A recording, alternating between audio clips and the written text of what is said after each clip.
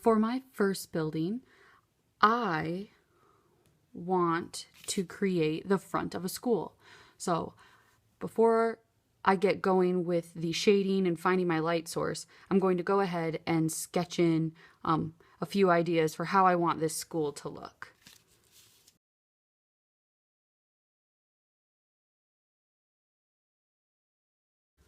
I'm calling this Monsterling Elementary School.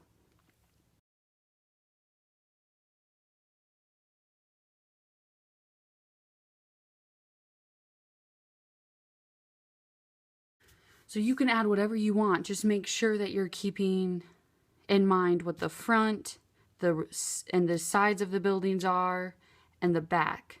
Because then once you get this all sketched in and you have an idea of what kind of building you want to have for your monster city, you are going to try to figure out where is your light source coming from. And this is totally up to you to decide. But you want to keep that in mind when you're coloring this in. So for me, what I think I'm going to do is I want my light source coming from maybe over here and shining down onto the front of this. Kind of like the light source that I have happening right now is doing. You can see my shadow over here. So if I were to set my building up, the darkest parts are going to be down here where this shadow is and over on this side of the building. See how dark that side of the building is compared to the front? And the lightest parts are going to be over here, the top of the building, this side of the building. And then the back part of the building is going to be kind of an in-between, a little bit, not as bright as this side in the front and the top, but not as dark as this side is.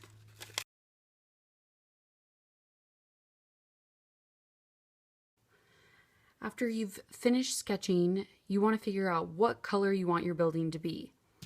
I decided I want my color or my building to be blue.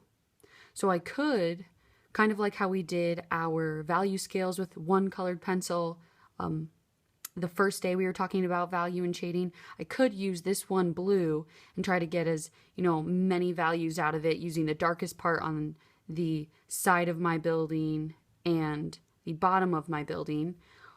Or I could also find a couple other blues and figure out a range of tones. So this one could be my lightest blue, or this one could be my middle blue, my mid-tone, and this one could be my darkest blue.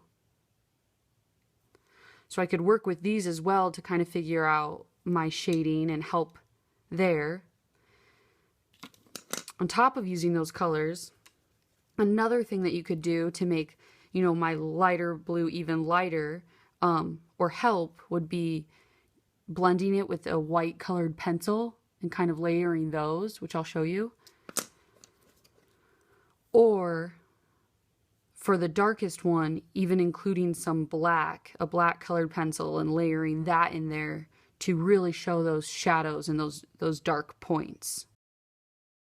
What I am going to do is I'm going to start with the front. So when I was looking at my light source,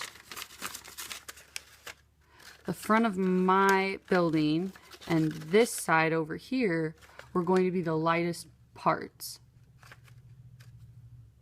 So if my light source is coming from here, this corner is going to be the lightest corner. This corner down here would be the darkest. So I'm just going to start coloring this in very lightly, and maybe even not a whole ton at this top corner, kind of leaving it a little white. And actually, before I get too far into this, I want to erase any labels that I might have. I don't want the word front to still be on the front of my building. And what I like to do is I like to start very, very light, because you can always go back and add more color, but you cannot take color away once you've put it down on your paper.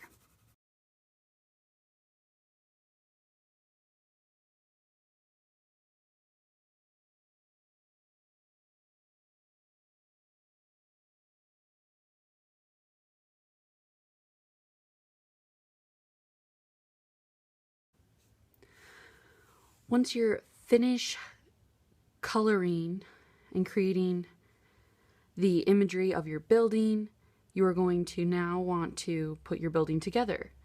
So you're going to take a glue stick and you're going to put glue on this tab here, this tab, this tab, this tab, and this tab for now. You may decide that you don't want to glue all of the tabs in the beginning. However, it may be helpful when you're doing the top and bottom part.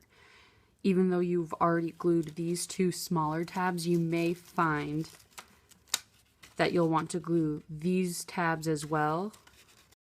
So if I go in, I glue this side and the inside of this tab as well. Then I can fold them down like this, and they overlap just a little bit, so that's why you'll want that glue there. So now your monster building should look like this. And it should be able to stand up on its own. And there you have it.